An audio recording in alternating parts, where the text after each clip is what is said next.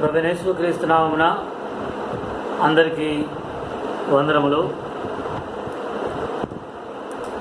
ఈ రాత్రి సంఘ ప్రార్థన నిమిత్తమై మత్తయి సువార్త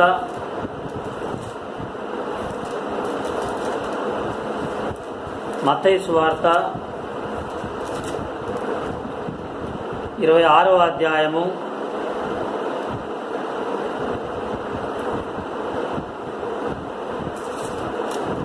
మత్తయి సువార్త 26వ అధ్యాయము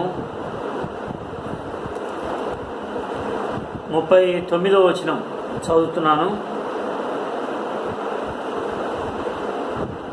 కొంత దూరం వెళ్ళి సాగిలపడి, నా తండ్రి, సాధ్యమైతే ఈ గిన్నె నా యొద్ద నుండి తొలగిపోనిమ్ము, అయినను నా ఇష్ట ప్రకారం కాదు,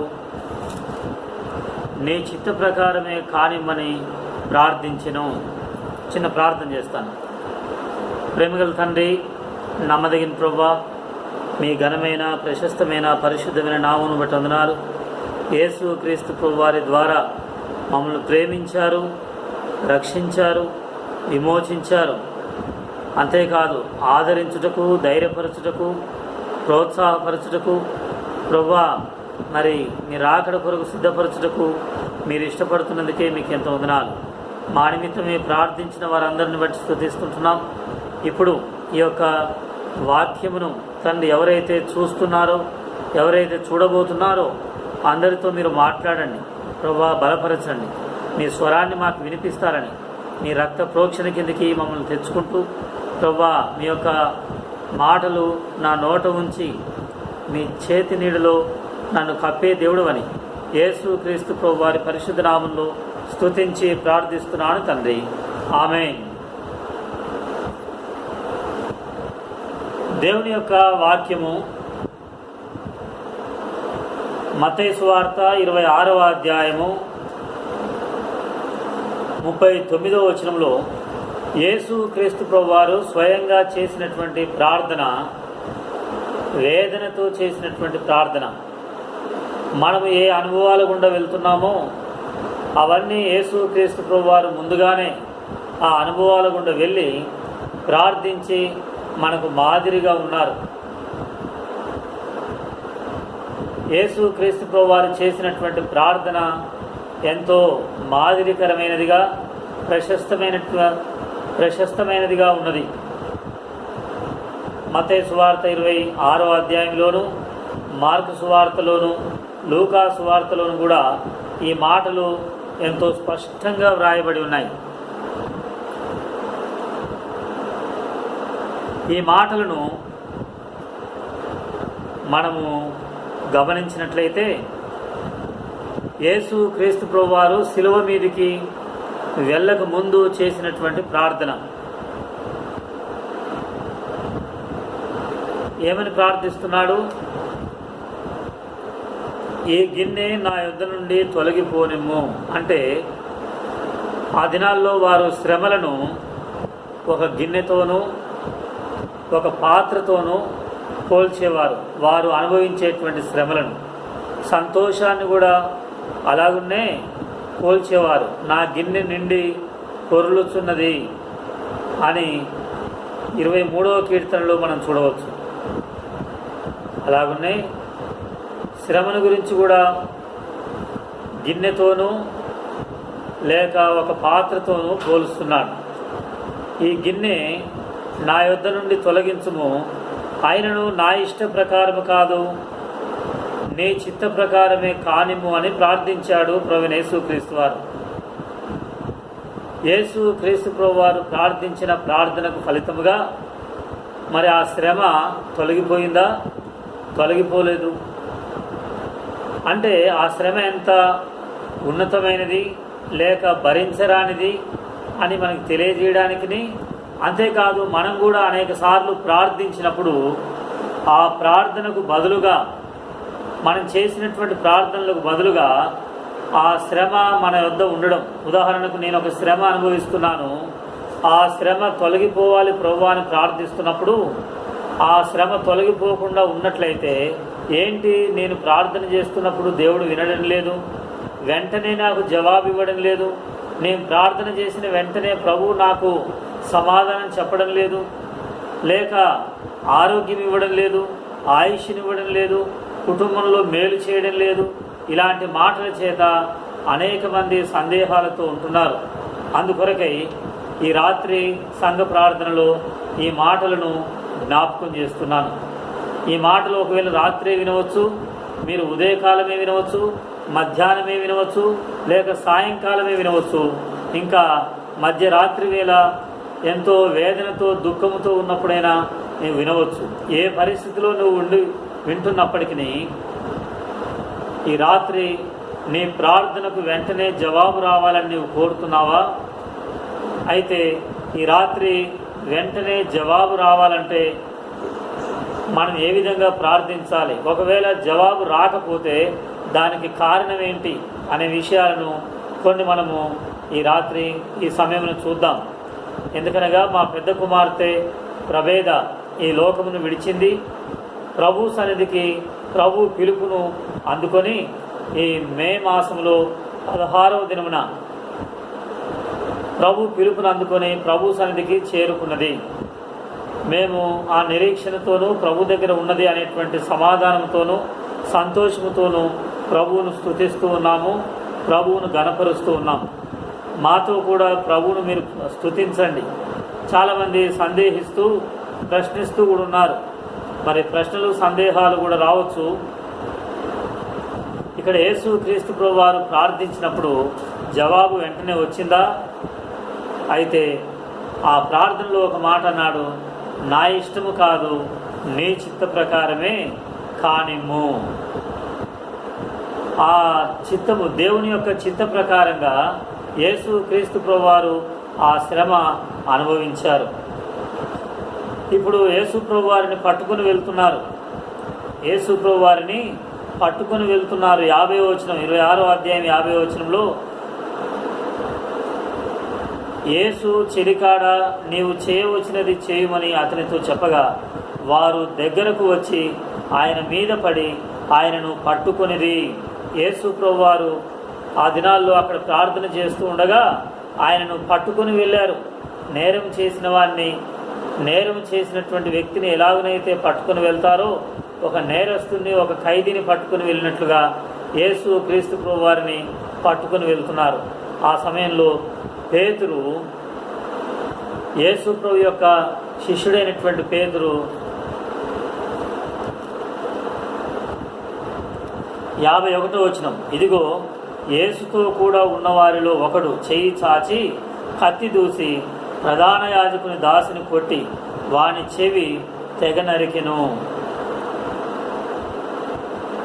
ఎంతో కోపంతో యేసు ప్రభు వారిని మీరు పట్టుకుంటారా అనే కోపంతో అక్కడ పట్టుకోవడానికి వచ్చినటువంటి వారిని కత్తితో చెవిని నరికినట్లుగా ఇక్కడ రాయబడింది. అయితే యేసు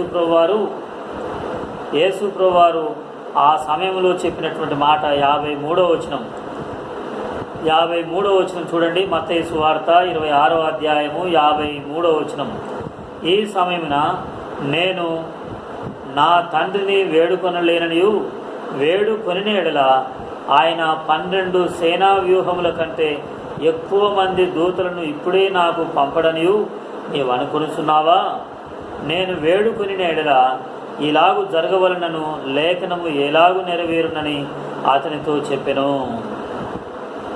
యేసు ప్రభు వారు చెప్తున్నారు, నేను ప్రార్థన చేస్తే 12 సేనా వ్యూహములు, ఒక్క వ్యూహానికి 6,000 మంది యోధులు అని రాయబడింది కింద అర్థం.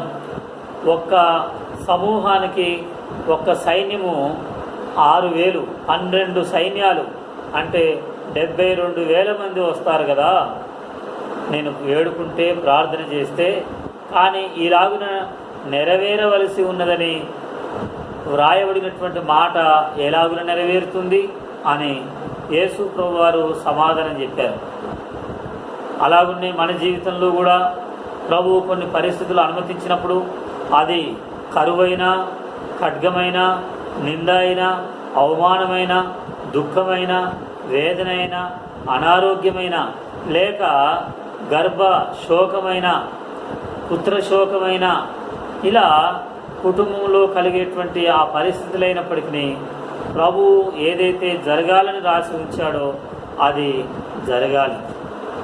వేడుకుంటే 72,000 మంది సమూహం వస్తారు, యేసు ప్రభు వారిని రక్షిస్తారు. అంతేనా? యేసు ప్రభు వారు ఒక్క మాట చెబితే, ఒక్క మాట అంటే చాలు, అక్కడ ఏమైనా జరుగుతుంది. కానీ ఆయన శిలువ మీద మన కొరకై రక్తాన్ని చిందించాడు, మరణించాడు, సమాధి చేయబడ్డాడు, తిరిగి లేచాడు. యేసు ప్రభువారు మహిమ పొందాడు. ఇలా యేసు ప్రభువారు చేసిన ప్రార్థనకు వెంటనే జవాబు ఏంటంటే ఆ కలువరి శిలువలో ఆయన రక్తాన్ని చిందించడం, మరణించడం, సమాధి చేయబడడం, ఆ తర్వాత 3వ దినమున తిరిగి లేవడం. మన జీవితంలో కూడా అలాంటిది జరుగుతూ ఉంది. ఈ మాటలు వింటున్నటువంటి నీ విషయంలో కూడా దేవుడు తన చిత్తాన్ని జరిగిస్తాడు. అంటే బైబిల్ గ్రంథంలో చనిపోయినటువంటి వారిని తిరిగి లేపినటువంటి యేసు ప్రభువారు గ్రుడ్డివారికి కన్నులు ఇచ్చాడు. గ్రుడ్డివారు వచ్చి యేసు ప్రభువారికి దావీదు కుమారుడా నన్ను కరుణించుమని కేకలు వేసినప్పుడు యేసు క్రీస్తు ప్రభువారు అక్కడ వారిని కరుణించి బాగు చేసినట్లుగా వ్రాయబడింది. యేసు ప్రభువారు బాగు చేయగలడు, చేశాడు. పక్షవాతపు రోగిని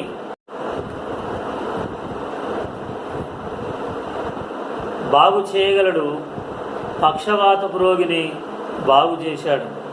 అంతేనా? ఇంకా ఎంతోమంది వ్యాధిగ్రస్తులను బాగు చేశాడు.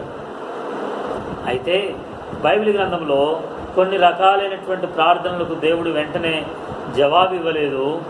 కానీ ప్రార్థనలకు, వారు చేసిన ప్రార్థనకు జవాబు ఇవ్వకుండా వారు ఏదైతే జరగకూడదనుకున్నారో అది జరిగింది. ఎంత బాధ, వేదన!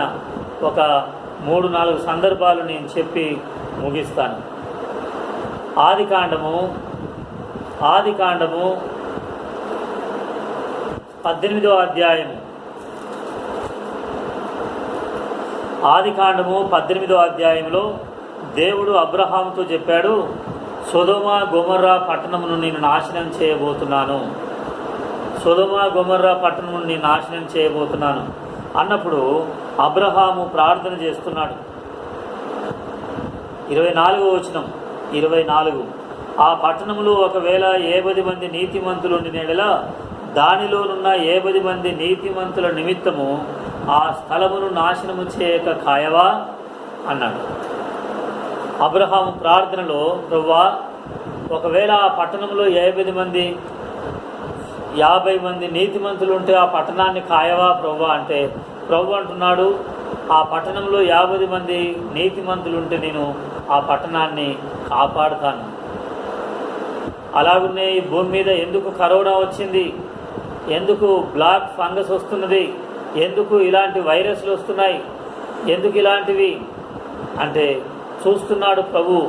భూమి మీద ప్రతి పట్టణంలో ఒక 50 మంది అయినా నీతిమంతులు కనపడుతున్నారంటే లేదు. నీతిమంతులుగా ఉండాలని చూసిన వారిని కూడా నీతిమంతులుగా ఉండనీయకుండా ఏదో రకంగా మరి అవినీతిలోనికి, అపవిత్రతలోనికి లాగేటువంటి దినాల్లో మనం ఉన్నాం, లాగే దినముల్లో మనం ఉన్నాం. ఉదాహరణకు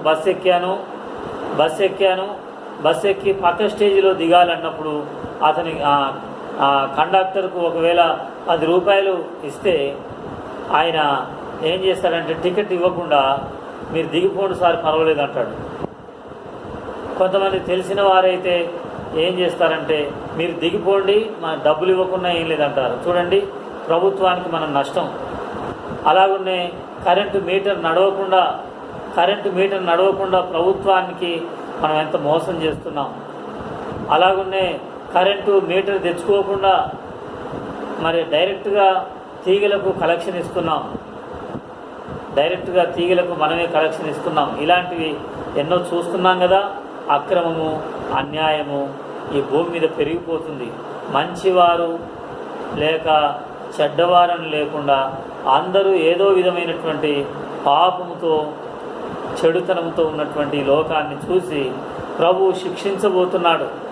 ఒక 50 మంది నీతిమంతులుంటే కాపాడతావా ప్రభువా కాపాడుతాను. అప్పుడు అబ్రహాముకు సందేహం వచ్చింది. అవును, ఒకవేళ 50 మంది ఉండకపోతే అని 45 మంది ఉంటే కాపాడుతానన్నాడు, 40 మంది ఉంటే కాపాడుతానన్నాడు, మరి 30 మంది ఉంటే కాపాడుతానన్నాడు, 20 మంది ఉంటే ప్రభువా కాపాడుతాను, తగ్గిస్తున్నాడు. ఇంకా ఒకవేళ అక్కడ 20 మంది కూడా ఉండరేమో సందేహం వచ్చింది అబ్రహాంకి. అబ్రహాము లాంటి విశ్వాసికే ఆ దినాల్లోనే ఇలాంటి పాపపు ఆధునికత, పాప సంబంధమైనటువంటి అలవాట్లు లేనటువంటి ఆ దినాల్లోనే 10 మంది నీతిమంతులు కూడా లేరా ఆ పట్టణంలో? అబ్రహాము ప్రార్థన చేశాడు, వెంటనే అగ్ని దిగి వచ్చింది, ఆ పట్టణం మీద అగ్ని కురిసింది, ఆ పట్టణం నశించిపోయింది. అంటే అర్థం ఏంటి? అక్కడ ఆ 10 మంది నీతిమంతులు కూడా లేనందుకు అబ్రహాము యొక్క ప్రార్థన దేవుడు విన్నాడా లేదా? అయితే ఆ ఉగ్రత వచ్చినప్పుడు ఎంత ఆశ్చర్యం అంటే, అదే లోతుతో కూడా చెప్పాడు ఆ విషయాన్ని. ఆ పట్టణంలో లోతు ఉన్నాడు, ఆ లోతు వెళ్ళి చెబుతున్నాడు. కానీ సొంత వారే, లోతు యొక్క కుటుంబ సభ్యులే లోతుని ఏం చేశారంటే ఎగతాళి చేశారు, అపహాస్యం చేశారు. ఆ లోకమంట అగ్నితో కాలిపోతుందంట, ఆకాశం నుండి అగ్ని కురుస్తుందంట, భలే చెప్పొచ్చావులే చాదస్తం అని వెక్కిరించారు. అలా వెక్కిరించడం, అలా దేవుని యొక్క తీర్పు రాబోతుంది అన్నప్పుడు, దేవుని యొక్క తీర్పు రాబోతుంది అన్నప్పుడు వెక్కిరించారు ఆ దినాల్లో ఉన్నటువంటి మనుషులు. ఈ దినాల్లో కూడా వెక్కిరించడం లేదా? ఈ దినాల్లో కూడా అపహాస్యం చేయడం లేదా? దేవుని మీద నిందలు మోపడం లేదా? మోపుతున్నాం కదా.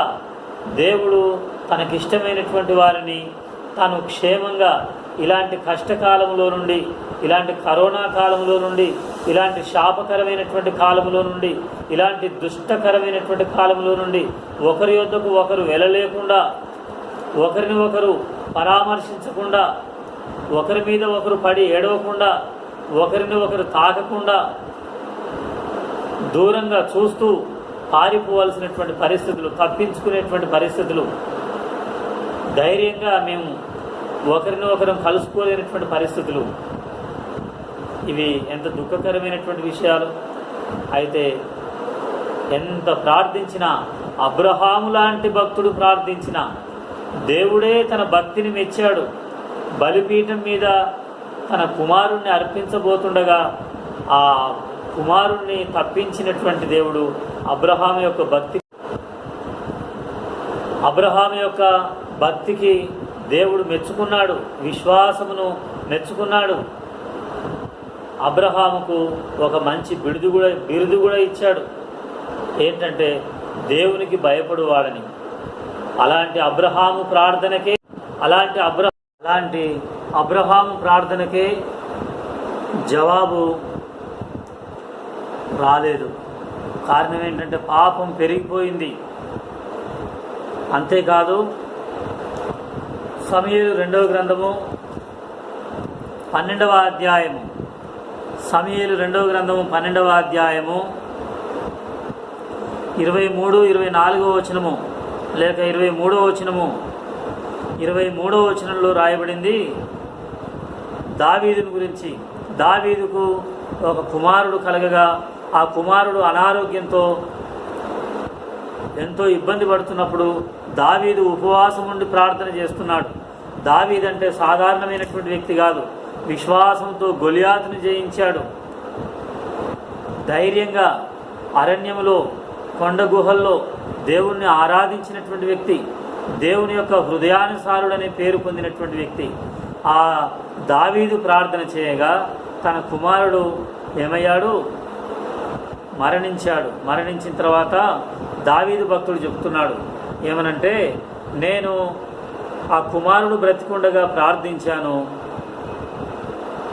ఇప్పుడు కుమారుడు మరణించాడు, ఇప్పుడు నేను చింతించడం వలన లాభమేంటి?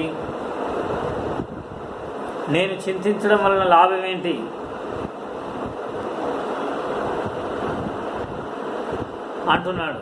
అంటే ఆ కుమారుని యొద్దకు నేను వెళ్తాను కానీ నా యొద్దకు ఆ కుమారుడు రాడు కదా అంటున్నాడు.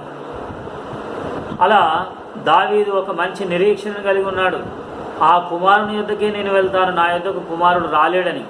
అలాగునే మా పెద్ద కుమార్తె అయినటువంటి ప్రవేద యొద్దకే నేను వెళ్తాను కానీ ప్రవేద నా యొద్దకు ఎలా వస్తుంది? అయితే ప్రభు వచ్చినప్పుడు ప్రభు వెంట పెట్టుకొని వస్తాడు. నేను ప్రభువును ఎదుర్కొన్నప్పుడు నా కుమార్తెను అక్కడ కలుసుకుంటాను. అంతేకాదు నా కుమార్తె దగ్గరకు వెళ్ళాలని నాకు ఎంతో ఆశ ఉంటుంది. ఒకవేళ తల్లిగా సహోదరి ఎంతో వేదన పడుతూ నేను కూడా ప్రవేద దగ్గరికి వెళ్తాను, నన్ను కూడా దేవుడు తీసుకోవాలి అని కుమార్తె గురించి ఆలోచన, మరి అదే ఆలోచన ప్రవేదకు లేదా? ప్రవేద గర్భంలో ఉన్నటువంటి శిశువు ఒక కుమారుడు జన్మించాడు. జన్మించినప్పుడు ఆమె ఎంత వేదన పడిందో మేము దగ్గర ఉండలేదు, చూడలేదు, డాక్టర్లు మాకు చెప్పలేదు ఎంత వేదన పడిందో. ఒకవేళ మరి ప్రతిరోజు మేము ఎరుగుదుము, ప్రతిరోజు కూడా తన యొక్క కడుపులో ఉన్నటువంటి బిడ్డ ఏం మాట్లాడుతుందని ఆ ఫోన్లో మెసేజ్లు పెట్టేది. ఈరోజు కాళ్ళు, ఈరోజు చేతులు, ఈరోజు కళ్ళు, ఈరోజు నాలుక, ఈరోజు చర్మము, ఈరోజు ఎముకలు ఇలా తయారవుతున్నాయని మరి చిట్టి మాటలు అని ప్రతిరోజు ఒక మెసేజ్ పెట్టేది. కడుపు మీద చేయి వేసుకొని ఈరోజు నా కడుపులో బిడ్డ ఇంతగా ఎదిగాడని అదేదో ఆ యాప్ ఉంది. ఆ యాప్లో ప్రతిరోజు ఎదుగుతున్నటువంటి బిడ్డ గర్భంలో ఏమేమి ఎప్పుడు తయారవుతాయనేటువంటి విషయాలు ఎవరో పంపించేవాళ్ళు, అవి మాకు పంపించేది సంతోషంగా. అయితే మరి హాస్పిటల్లో బెడ్ మీద మరి తన ప్రాణాపాయ స్థితిలో తను స్పృహ వచ్చినప్పుడు తన కడుపు మీద చేయి పెట్టుకొని నా కడుపులో ఉన్నటువంటి బిడ్డ ఎలా ఉన్నాడు అని ఎలా ఆశించే ఉంటుంది కదా. ఒకవేళ నార్మల్ డెలివరీ చేశారు, అప్పుడు ఆమెకు స్పృహ వచ్చి అయ్యో నా కుమారుడు లేక నా కుమార్తె అని ఒకవేళ తెలిసే ఉంటుంది.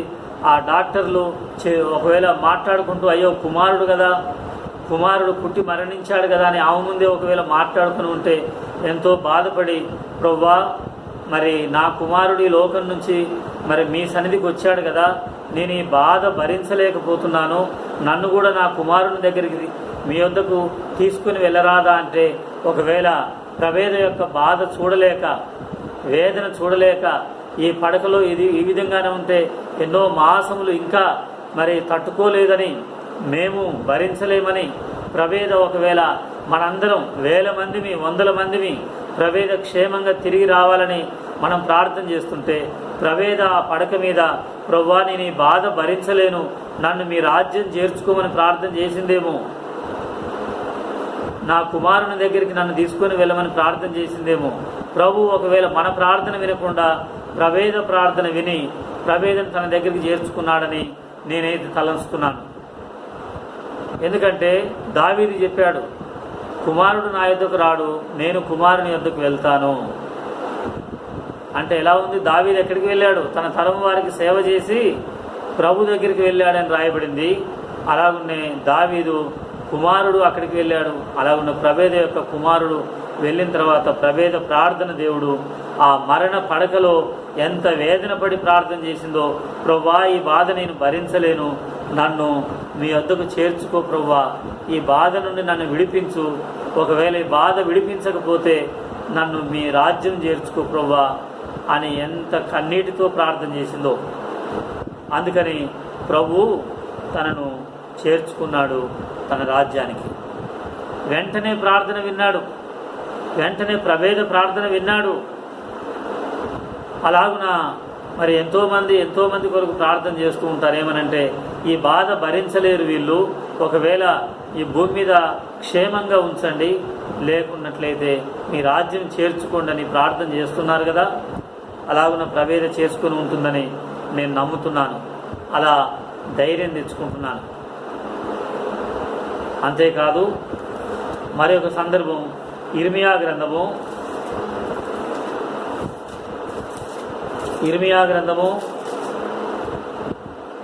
20వ అధ్యాయము, ఇర్మియా గ్రంథము 20వ అధ్యాయము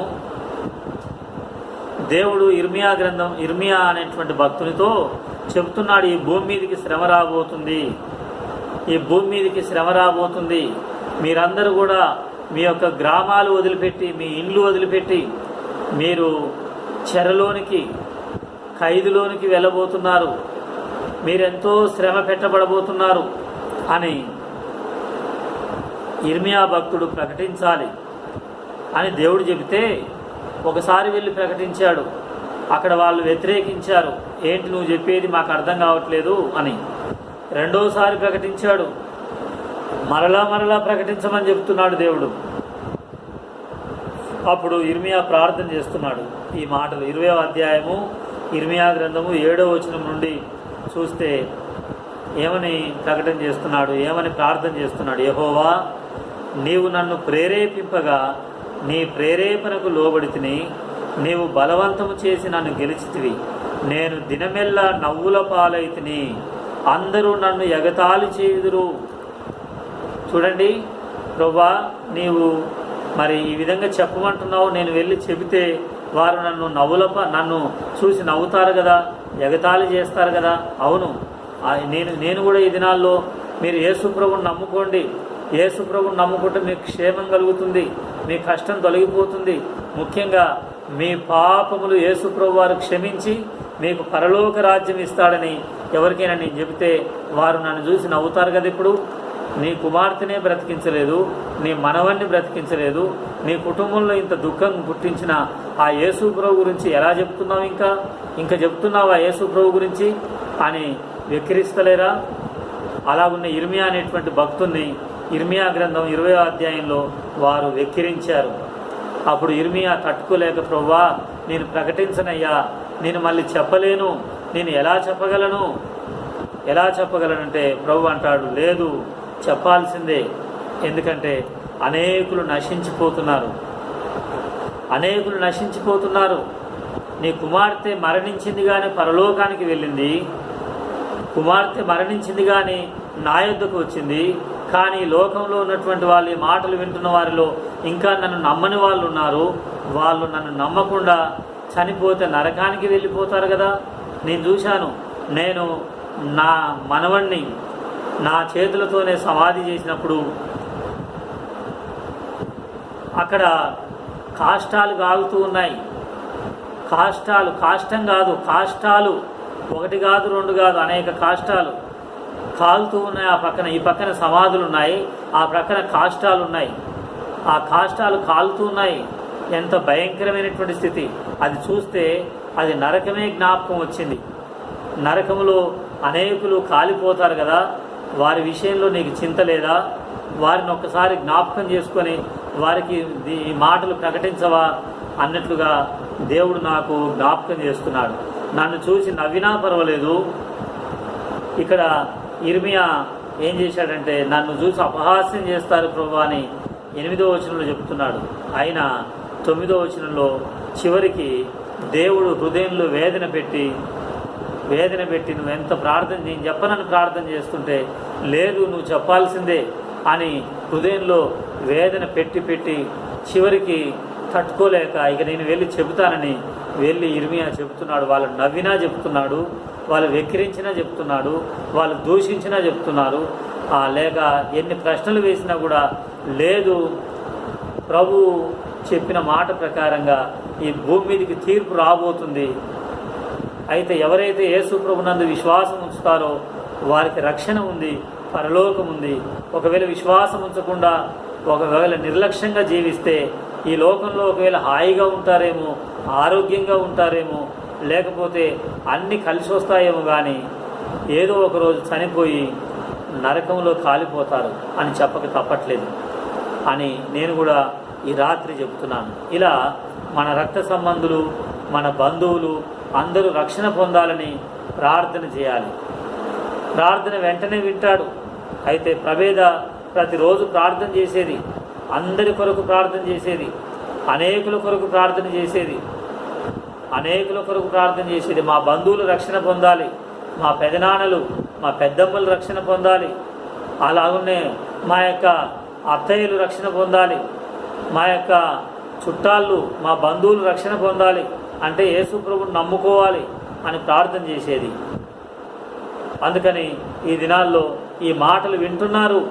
అంతకుముందు విననటువంటి వాళ్ళు ఈ దినాల్లో ఇంటి దగ్గర లాక్డౌన్లో ఉండి ఈ మాటలు వింటున్నారు. అలాగున వారు విని రక్షణ పొందినట్లుగా మనం ప్రార్థన చేద్దాం.